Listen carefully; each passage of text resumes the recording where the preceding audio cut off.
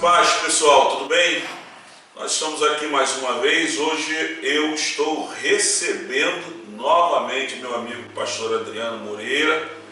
Hoje, pastor Alessandro, da Igreja Batista Nova Filadélfia, do Grande Rio. Nós estamos aqui no gabinete dele mais uma vez, explorando, e aproveitando. E nosso irmão, diácono Arthur Custódio, pregador da palavra, servo de Deus. E nós hoje vamos conversar sobre Casais Saudáveis. Hoje vai estar conversando sobre perguntas sobre casamento. Perguntas sobre casamento. Eu vou estar assim, tentando dar uma sabatinada nessa galera aqui, Todo mundo é casado, todo mundo tem aninhos de casado aí bem. Quantos anos, pastor Adriano? 20 anos. 20 anos de agora, casado. Dia 29 de janeiro. 29 de janeiro? Janeiro, agora. O senhor está querendo o quê? É só para registrar 29 de janeiro, agora de 2020, 20 anos de casado. Se você quiser dar um presente. Caixa postal. Pastor Alessandro. 18 anos. 18 anos de casado. E Arthur? 21 anos. 21 anos de casado. Todo mundo aqui está na faixa dos 20. Eu sou o mais velho, Negócio interessante, Agora, dia 11 de fevereiro, eu faço 25 anos de casado. Prata, exatamente. Eu e a dona Sueli. Então, é isso aí. Nós vamos perguntas sobre casamento, sobre matrimônio, amor, namoro, fidelidade, educação dos filhos, principais valores que unem uma família. O que acontece quando se tem filhos, como o Atos, pequeno, ou o Arthur, que já é um jovem, Adriele e Arielle, 15, 20. uma de 15 e outra de 20, uma adolescente, uma jovem, uma criança e um jovem já também, o Arthurzinho já é um... O Arthur, tem uma Mariana também. Tem a Mariana também, a Juliana também. Meu Deus, eu pensei que era só o Arthur só. Jesus aí. 3, 2, 1, nenhum. Então, gente, primeira pergunta que eu queria fazer para vocês aqui, vou direcionar aqui. Vamos começar. Arthur, que vai ficar com a gente apenas no primeiro quadro aí. Arthur, responde para a gente aí. Você poderia falar para a gente quais são os valores mais importantes dentro de um matrimônio? Não só o Arthur, mas pastor Alessandro, pastor Adriano, se quiserem aí falar, comentar. Os valores mais importantes dentro de um matrimônio é o respeito, O respeito, a educação, e a base cristã, para que a gente tenha um desenvolvimento dos nossos filhos saudável. Eu creio que essa base vai fazer com que a família cresça com uma estrutura bem sólida. Saúde, Com saúde. Pastor Alessandro, falar? Essa questão, a igreja tem uma importância, uma responsabilidade enorme em mostrar para os casais sobre os valores da família, sobre essa importância, porque no mundo hoje os valores estão invertidos. Hoje as famílias elas já não estão dando tanta importância ao tempo familiar. Hoje o maior valor que o mundo tenta levar para a família é a questão financeira, que o dinheiro resolve tudo. E aí você compra um celular, um tablet, dá para o filho, e o tablet, o celular que está educando o filho. E o pai, a mãe está entendendo e trazendo isso para o lar, achando que isso é mais importante. E na verdade não. Na verdade o tempo, que é precioso entre as famílias, entre os filhos, o pai, a mãe, isso é importante. E a Bíblia fala muito sobre isso, que há tempo para todas as coisas. E nós hoje, nós temos um nome praticamente todos estão levando esse nome, e é um nome que não tem tempo. Hoje a gente não tem tempo para mais nada. Mas como assim? Se a Bíblia fala que há tempo para tudo. Então, eu vejo que a igreja tem uma responsabilidade, os líderes, de mostrar o verdadeiro valor, né? Os valores do lar, da família, que a gente vê que as coisas estão mudando. E isso é preocupante, né? A igreja tem que trabalhar muito em cima disso. E eu glorifico a Deus pela sua vida, por esse trabalho importantíssimo, né? Que é trabalhar os casais, a família. Né? Isso é bom, importante. Assim, quando eu escrevi o livro A Família e os Desafios do Século XXI, sou eu, né? Sim. Sou eu, né? Eu fiz uma comparação, né, da educação antiga, né, como dizer antiga, né, mas moderna. E a moderna, né, do século XXI. Fiz muito essa comparação, eu trouxe muito essa coisa, porque eu vi algumas coisas que acontecia lá atrás, que meus pais faziam, que os pais de hoje não fazem mais. E isso me preocupa muito. Como, por exemplo, o pastor fala da questão das redes sociais e tal. E hoje, por exemplo, a gente vê muito dentro das igrejas as nossas crianças, os nossos adolescentes com telefone. E muitas vezes nós vemos também o pai dando o telefone para a criança dentro do culto, no horário do culto, para não ter o trabalho de tomar conta da criança. E aí eu pergunto, isso é bom, é ruim? Fala pra gente sobre essa modernidade. Porque o que acontece quando a gente olha lá para trás, a nossa mãe, ela ficava em pé, ela tomava conta da gente, mas a gente não saía do culto. E a gente tinha que às vezes ficar em silêncio ali, quietinho, presta atenção no culto, garoto. E tal, a gente dava até um lápis de cor, né, alguma coisa assim, mas a gente ficava ali, mas a gente ficava, ela tomava conta e a gente assistia o culto. Eu acho que por isso nós temos esse hábito de ficar no culto do início ao fim, prestando atenção lá. Hoje nós temos essa distração, o pai tem essa distração. Até que ponto isso é bom? Na verdade, a modernidade, ela veio caminhando com duas coisas. Os benefícios, facilidade para tanta coisa, para muitas coisas, mas ela também trouxe um malefício, a substituição de muitas outras.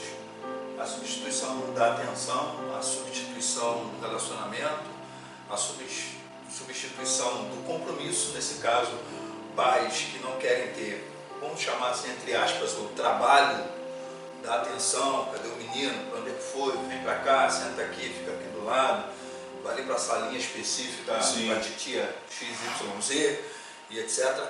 E aí entende que a criança, quando vê essa luzinha bonitinha assim, etc e tal, pronto, acabou, deixa aí que o celular toma conta dela. O tablet toma conta dela. Então isso é um lado negativo. Por isso você hoje tem um grande desafio para nós, pastores de igrejas, nós temos um grande desafio de fazer com que, isso também vale para os adultos também, né? De fazer com que se entenda que aquele momento do culto, isso também se estende a colégio, né? O momento de educação, agora é a hora da aula, agora é a hora do culto, agora é a hora de uma outra coisa, e não é a hora de se estar na rede social, de se estar em algumas outras situações, que isso é uma questão de educação hoje que a gente tem que enfrentar, um desafio muito grande.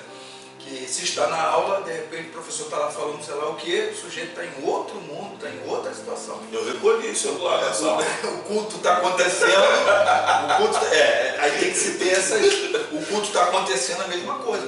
Muitas igrejas, infelizmente, então tem que colocar lá aquela, desligue o seu celular, bote no modo X, etc., para que o cidadão não fique lá durante todo o tempo no culto, etc. Esse é o lado negativo que está substituindo e a gente tem que ter uma mão um pouco mais firme. Isso pode prejudicar a criança no futuro em relação a ela ver a tecnologia como mais importante do que o culto? A questão é sempre o excesso, né? Falta de equilíbrio, Não né? temos mais como proibir nossas crianças de ter, né, um celular, de entrar na internet. Tem os benefícios, como foi falado pelo pastor Adriano, né? Mas tudo tem que ter um controle. E às vezes esse controle não vem dos pais, que deveria vir. Ele proíbe quando pode proibir. Mas quando ele está muito ocupado, ele acaba dando o telefone. Daqui a pouco a criança está confusa. Ela não sabe se realmente pode ou não pode. Não pode. Você não dá a ele um tempo, né? Como deveríamos falar, ó, você tem por dia tantos minutos ou tantas horas para estar com o celular ou com o tablet, fazer pesquisa, fazer seu joguinho, pesquisar as coisas. Mas às vezes os pais não conseguem ter esse controle. Agora você não pode. Mas quando ele está ocupado, filho, toma aqui o celular. Ele fica confuso. Eu posso ou não posso? Então eu acho que a questão toda é o excesso. É a gente ter um autocontrole. Não temos como proibir. Porque senão você cria uma criança fora do contexto do convívio dele. Porque ele vai chegar num ambiente e todo mundo sabe entrar, mexer em certas coisas e ele está como um peixe fora d'água. Ele não sabe. E aí você prejudica o filho. Né? Prejudica o crescimento dele. Porque essa geração nasceu na internet. Isso. E como evitar isso? É inevitável. Agora, nós, como líderes e como pais, devemos ter um autocontrole, até nós mesmos. Porque a gente diz não, mas nós estamos a todo tempo com o celular. E o filho fala, pai, vem brincar comigo. Não, filho, eu estou aqui olhando agora o celular. Então, assim... A prioridade da tecnologia do que a própria Hoje família. É muito comum você ter uma família na sala. Antigamente era a televisão, Sentado na mesa. Agora a televisão tem os seus companheiros, né? Formou uma quadrilha da tecnologia. Porque você tem a família toda sentada, como estamos aqui no sofá. Isso. Aí está aqui o celular aqui, outro celular, e fixa ali 2, 3 E há uma conversa entre eles às vezes. E é muito interessante, uma vez aconteceu o caso de um casal em que o casal está aqui mandando, né, os emojis, né, do beijinho e tal. Aí o cidadão falando isso para o pastor disse, vem cá, o ao vivo ao cor não seria melhor não, no caso do casal, né? E está aqui mandando o camarada sentado, com a esposa do lado, mandando um beijinho via zap, via, sei lá mais o que. Tem um vídeo na internet, inclusive, né, que o rapaz, ele pega e fala para a esposa, né, filha, ela está do lado dele, né, você poderia pegar um copo d'água para mim? Aí ela pega, olha para a cara dele, levanta, vai lá e põe. Aí ele olha para ela, ele pegou o telefone, filha, pode pegar um copo d'água para mim?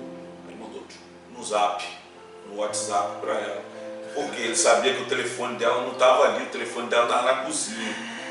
Aí o telefone vai na cozinha, ela saiu correndo para ir lá para ver. Quando ela chega lá na cozinha, a mensagem era dele, filha, pode pôr um copo d'água para mim. Não teve jeito. A gente manda a tecnologia. Exatamente. Há uma questão também que eu já ouvi falar também da esposa que virou para o esposo e falou assim, eu gostaria de ter o esposo que eu tenho pelo zap. Porque pelo zap o esposo mandava mensagem, beijinho, mas no ao vivo não fazia a mesma coisa. E ela falou, eu gostaria de ter o esposo que eu tenho no zap. Que ele consegue, mas tete a tete ele não consegue falar, elogiar, e isso é ruim. Arthur, voltando você que você está falando demais, né, e a gente quer ouvir a sua voz. Vamos lá, voltando aqui. Que conselhos você daria a um casal recém-casado? O conselho que eu daria para um casal recém-casados vivam os melhores momentos que vocês possam viver juntos, né? Não permita que nada atrapalhe essa relação, esse relacionamento, né? Tenham comum acordo, respeitem, né, ambos as suas vontades, né, porque fomos criados em famílias diferentes, fomos diferentes, né? Mas quando nós unimos fazemos os nossos votos matrimoniais, ali cada um está condicionado a entender o outro lado, né? E se houver um respeito, se houver uma maturidade, se houver esse momento aí de viver mais, né? Cada segundo, cada momento junto, eu tenho certeza que esse relacionamento vai criar algo muito saudável durante os anos que virão, né? Quando chegar às nossas idades aí, como 20, 21, 25, talvez se evite muitos problemas que nós tivemos, né? Ao longo da nossa caminhada, que serve como experiência. E eu tenho certeza que são aconselhamentos de quem já viveu, né, algo dessa natureza e pode compartilhar com esses novos que estão se casando agora e que precisam ouvir, né, um pouco mais os casais experientes, né, os conselhos, principalmente conselhos vindo da parte, né, de casais que são direcionados pela palavra de Deus, né? Que nós somos direcionados pela palavra de Deus, pela vontade de Deus, né? Então, quando nós temos esse contexto inserido no nosso relacionamento e conseguimos passar para esses casais que estão casando agora, que estão novos no relacionamento, e eles colocarem em prática, com certeza terão um relacionamento muito saudável. Posso Pode. pegar a mesma pergunta? Pode. O que faz com que duas pessoas tão diferentes cheguem ao matrimônio? O que fez aquelas duas pessoas, nascidas em lares diferentes, chegar ao matrimônio? O amor. O amor, ele consegue tirar todas as diferenças, como na igreja, como conviver junto com o seu irmão. No amor. O amor, ele elimina as diferenças. Então, quais foram as atitudes e as decisões que foram tomadas que levaram eles a chegar até o matrimônio? Como eles conservaram esse amor para chegar até o matrimônio? Mantenha assim. O problema é que nós cuidamos tanto do amor, queremos surpreender o nosso cônjuge, queremos presentear, queremos sair, e quando chega o matrimônio, o casamento, todas aquelas atitudes são transformadas em outras atitudes. E aí vem a questão que muitos dizem que o amor acaba. Não, o amor não acaba, ele é substituído.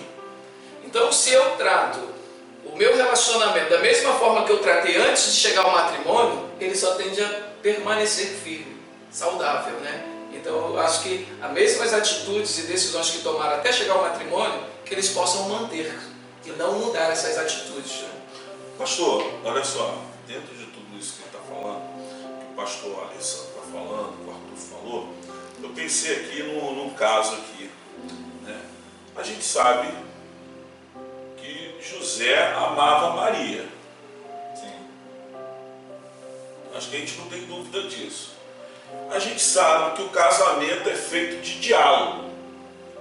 Que a gente nós vamos enrolar, entre aspas, né? Falar, e no fundo a gente vai parar numa palavra sempre, que é relacionada ao casamento: diálogo. Ou seja, o casal tem que conversar. Se não conversa, não tem jeito. Uma hora a coisa vai explodir, vai ter briga e por aí vai embora. A minha pergunta, pastor, é a seguinte: olha só, José amava Maria, mas antes de casar com Maria, José toma uma decisão para proteger Maria sem falar com Maria. Ia embora. Fazendo uma conclusão, aquela primeira impressão que fica. Exatamente. Normalmente a primeira impressão não é a realidade dos fatos, né? Quase que 99,9% das vezes. Já entendeu minha pergunta, né? Já. Então, segue aí. O grande problema foi comunicação. Deus já nos ajuda entendendo isso em Gênesis capítulo 11. Como é que Deus acaba com um grande projeto humano que era um projeto contra o projeto de Deus, que foi construir aquela Babel, né? Construir, na verdade, antes, né? Babel já significa confusão, mas antes de ser denominada Babel, era a construção de uma grande torre que chegasse aos céus, estava quebrando o princípio, que era o princípio de crescer multiplicar e encher a terra. Se eu estou ficando num lugar só, não vou encher terra nenhuma. Deus então diz lá o texto: desçamos e confundamos os homens. Simples. Deus não jogou um raio, Deus não mandou fogo, Deus não mandou um anjo com a espada desembrulhada, flamejante de fogo, isso é ordem de execução. Deus não fez nada disso. Deus simplesmente disse assim: vamos lá e vamos confundir as línguas. Então quem pediu, vamos usar o termo, né? Quem pediu tijolo não veio tijolo, quem pediu água não veio água. Aí quem conseguiu se entender, vamos para lá, vamos. Quem conseguiu se entender, vamos para lá, vamos. Pronto, Deus simplesmente tirou-os do lugar, porque continua sendo, em qualquer esfera da vida, comunicação é a célula, comunicação é a ligação. Então, não havendo comunicação, é casamento, é igreja, é empresa, é qualquer coisa, não funciona se não houver comunicação. E é justamente isso que José, do início, já começou, Deus só se salvou o projeto porque Deus, a partir de uma comunicação, pelo sonho, disse: meu filho, é obra do Espírito Santo, fica firme nesse negócio. O cara foi convencido na comunicação divina, e aí levanta com outro projeto. Mas se não fosse intervenção divina, o projeto não começaria, porque não houve comunicação. Ou seja, tem que ter comunicação. A comunicação, ela não existe somente dentro do casamento, mas antes do casamento, ela já começa, né? Deixa já. O pessoal que agora está dando beijo na boca e namoro, noivado e casamento. Então o casamento já começa no namoro. Em que sentido? Não das relações íntimas, mas no sentido de quem é ela, quem é ele. Então você precisa saber quem é essa, que um dia você vai dizer até que a morte nos separe. Então, antes de dizer esse brado assim, de até que a morte nos separe, aquele dia da emoção, aquele dia do choro, aquele dia dos comes e bebes, etc. e tal, você tem que saber quem é ela, quem é ele. Então, por isso que muita gente isso aí não se conhece. E eu aprendi desde cedo, ainda solteiro, de que eu preciso conhecer quem é essa filha dessa mãe que vai ser a futura sogra, desse pai que vai ser o futuro sogro, porque eu já vou saber quem será a minha esposa. Eu preciso saber quem é esse filho, porque eu já vou saber quem vai ser esse meu marido. Então, é simples. Se o sujeito não é de trabalho, tu já sabe. Se a sujeita não sabe fazer coisa nenhuma, tu já sabe. Se a sujeita não é obediente a pai e mãe, tu já sabe. Tá vendo tudo. Tá vendo tudo. Não tem frequenta a casa dela, não frequenta.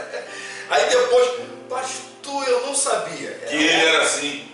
Que ela era assim. Você estava tão, perdoe o termo aqui, estava tão tapado na existência que você não conseguiu ver no namoro, quem era essa? E o interessante é que não tem como você tomar conhecimento se não houver a comunicação.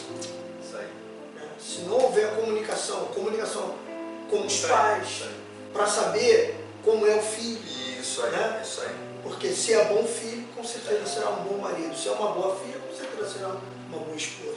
E na comunicação também a gente sabe o que sente, o que pensa, o que acha, o que aprendeu, o que desaprendeu. Então muitas coisas, aquela coisa da impressão, a primeira impressão, ela acaba se tornando a pior das questões numa relação, porque você fica com aquela impressão de que é essa direção e não é nada disso. E na comunicação você vai saber que não é nada daquilo, que a pessoa está pensando outra coisa, está sentindo outra coisa, e às vezes a pessoa está até com uma outra impressão também, que está se coadunando ou está vindo contra a sua impressão. Fica uma impressão de cá, outra impressão de lá, e que nenhuma das duas diz respeito à realidade. Comunicação, né, o segredo. Pastor Alessandro, vamos lá, continuar aqui, terminar esse primeiro quadro, e a gente vai para o segundo quadro, né? A gente vai ter que liberar, infelizmente, o Arthur. Ele só tinha 15 minutos, mas já deu Mas olha só, fica tranquilo. Não pedi o pastor Alessandro para cantar não, né? Mas ele gostou. Vai ficar para o segundo quadro. Mas vamos lá. Pastor Alessandro, olha só. Atualmente, há quem defenda não acho que atualmente, mas antigamente, né, há quem defendia que a teoria de que o amor justifica tudo. O amor justifica tudo. Eu não digo hoje, porque nós estamos vivendo um hoje, né, onde o amor parece que virou uma coisa muito abstrata, né? Não é mais uma coisa, né, onde a gente fixa, Tão valorizado. tão valorizada, concreta, como deveria ser, né? Ela se tornou uma coisa muito abstrata. E antigamente eu acho que esse amor ele era mais concreto.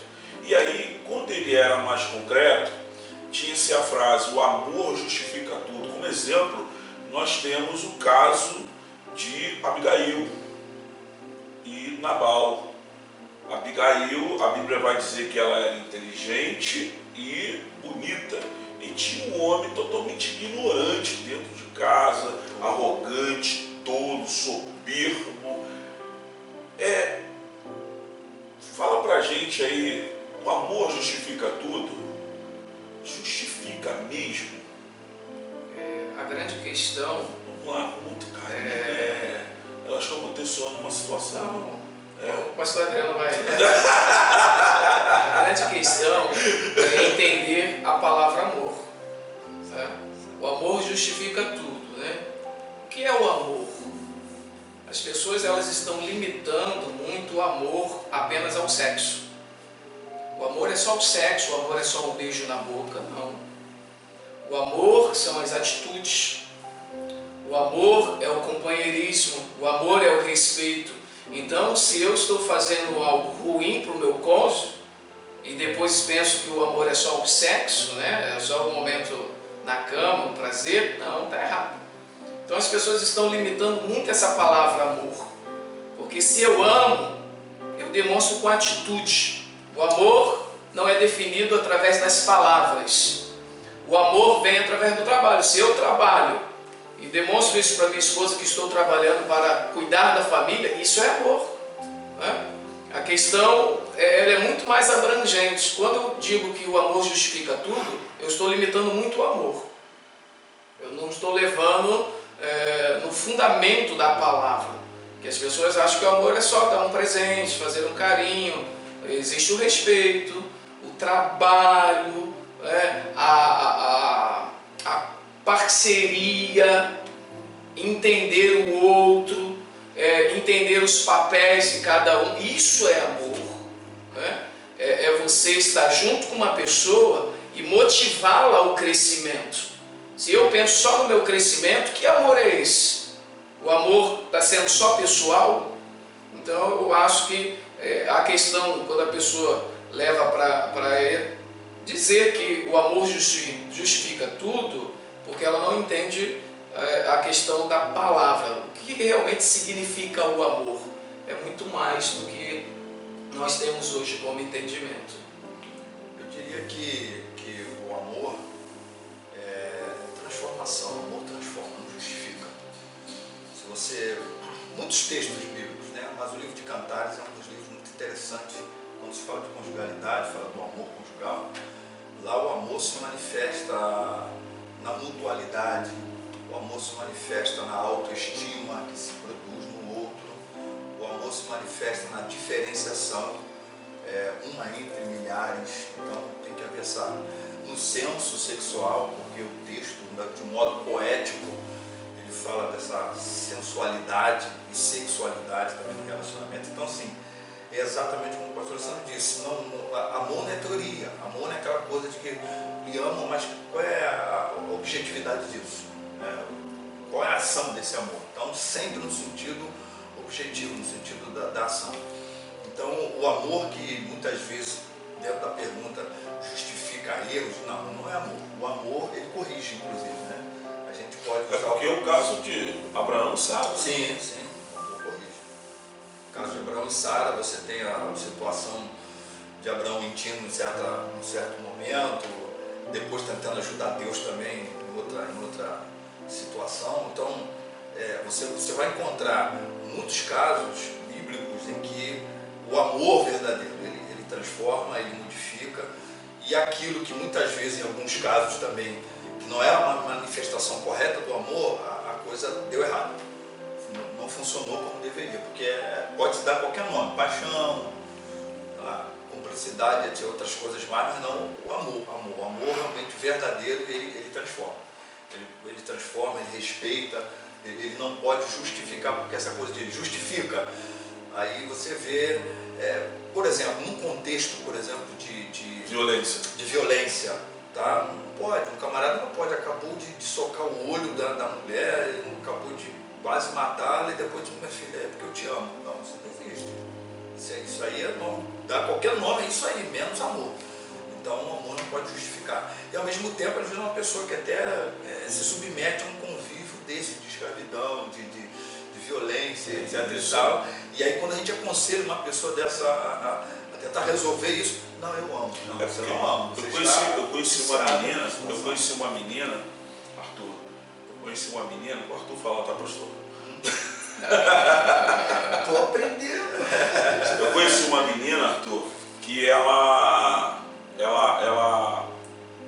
estava casada já há algum tempo, botar assim acho que 5 anos, 6 anos, e ela começou a sofrer dentro de casa, não violência. O marido dela não batia nela, mas ele deixou de colocar tudo dentro de casa.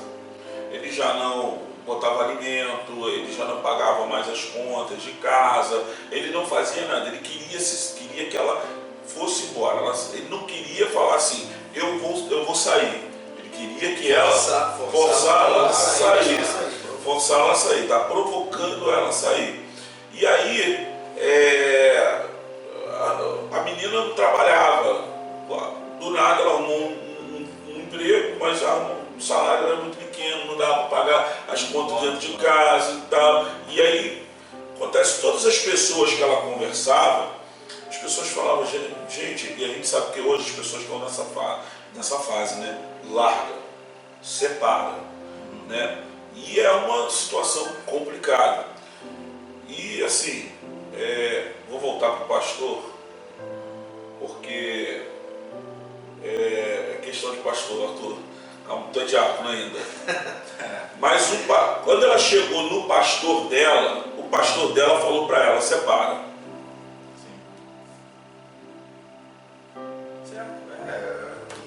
E ela não gostou, não. Depois de anos que ela veio se separar do rapaz. Mas no primeiro momento ela não gostou da palavra do pastor. E como pastor, defende o pastor aí. Fechando, deixa eu contar uma experiência que tive. Eu ia passar mas não dava coisa rara, não, né? Há muitos anos com uma ovelha. Uma ovelha que já estava há 30 anos no casamento e há 30 anos apanhando. Vez ou outra chegava na igreja, né, tinha que estar um óculosinho, um dos olhos estava maior que o outro, chorava o culto inteiro. E o marido militar violento e tal, enfim. E a gente sempre orando, nunca fiz o aconselhamento de largar diretamente, mas filha, isso tem que ser resolvido, tem que ser resolvido.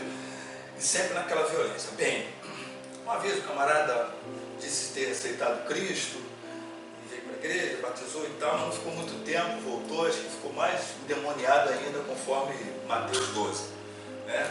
Mais 7 demônios e tal, camarada. E ele chegou a um tempo, a uma situação de ter um 38 em casa. Nossa. E ter situações dele já ter pego o 38 botado e colocado na cabeça, xingando de todos os nomes possíveis e pedindo a ela que, de alguma forma, fizesse, né, desse mais uma razãozinha só para ele apertar o gatilho.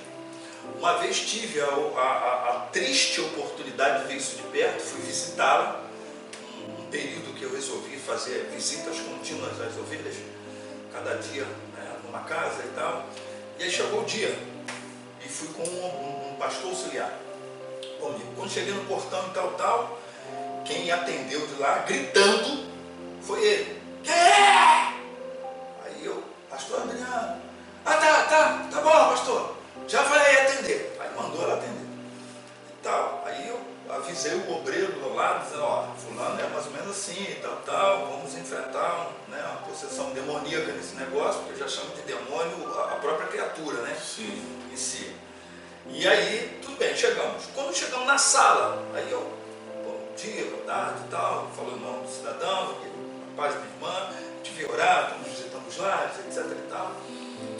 Ele, de repente, foi bom o senhor ter vindo, porque todos os nomes que você possa imaginar, na minha frente e na frente do outro pastor.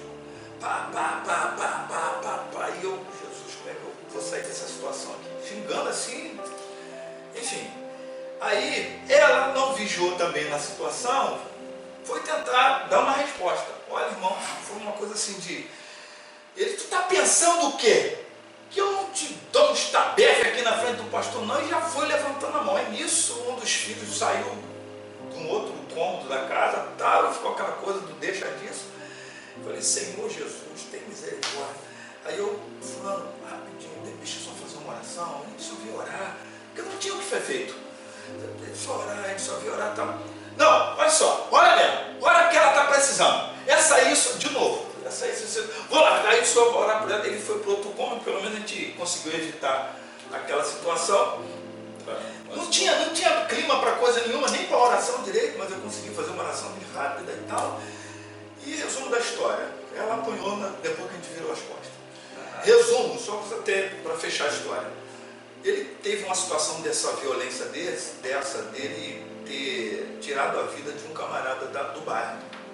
Tá? Numa situação, não sei o que aconteceu, mas ele acabou tirando a vida do camarada, que estava armado, e aí teve que sair do bairro, teve que ir embora.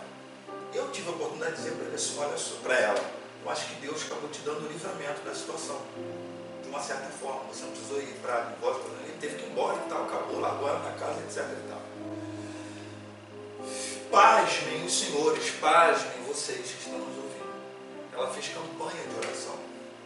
Para quê? Para ele voltar para casa, para que Deus pudesse quebrar todas as situações, para ele voltar para casa.